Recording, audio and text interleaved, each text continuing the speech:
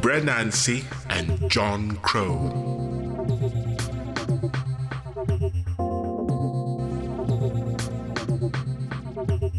Once upon a time in the distant past, there was a little village surrounded by trees and shrubs of every kind.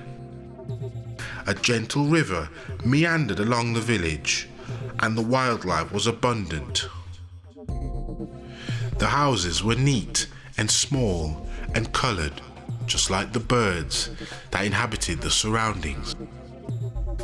The village had lots of children, and the days were peaceful, but the nights were noisy by the constant sounds of hooting, squeaking, chirping, and tweeting from the night birds, owls, crickets, and animals of the night.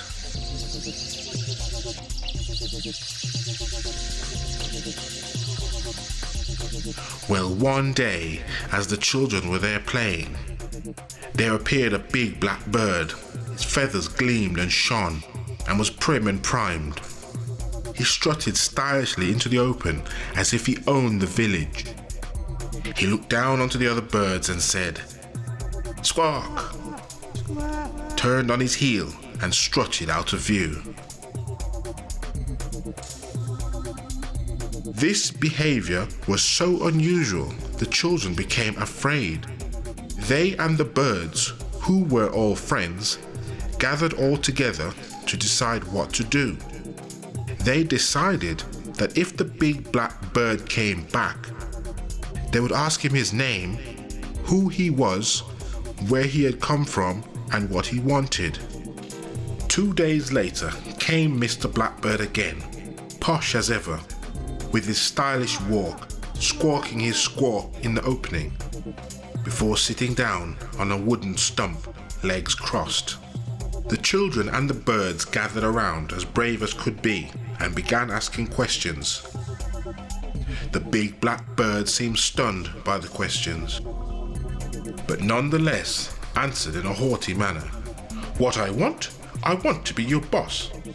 Neither the children nor the birds wanted a boss, so they told him to go home and come back in 2 days. The children and the birds had a very wise friend, and so contacted him for advice. The friend told them, "Me see you in the morning," when Big Blackbird was coming. 2 days passed, and Big Blackbird indeed arrived. He walked and squawked in his usual manner into the center of the village. He was not pleased, however, to see this stranger, but sat, crossed his legs on the wooden stump as before. Big Blackbird was just about to ask who was this friend, when Bru Anansi piped up. So what is your name, bird?" Blackbird answered, "My name is Jon Crow." "What makes you want to be the children's boss?"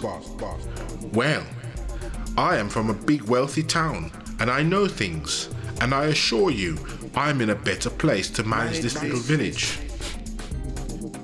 The children and the birds were very annoyed, and gradually began closing in on the big black bird. Anansi slowly walked to Jon Crow and graciously bowed very low. Jon Crow, amused and self-proclaimed, looked at the children with a contemptuous grin. He hadn't noticed, however, the handfuls of dirt Bru Anansi had sneakily scooped up. Rising, he blurted, "Me lord," and threw the dust all over Jon Crow. Children and the little birds all jumped on Jon Crow and chased him out of the village. Jon Crow was a sight for sore eyes. He had lost all his gloss and sheen. His feathers were in tatters, and he has been looked down on ever since. And that is why Jon Crow is now a scavenger who cleans up what nobody wants. So please, don't mess with Bru Anansi.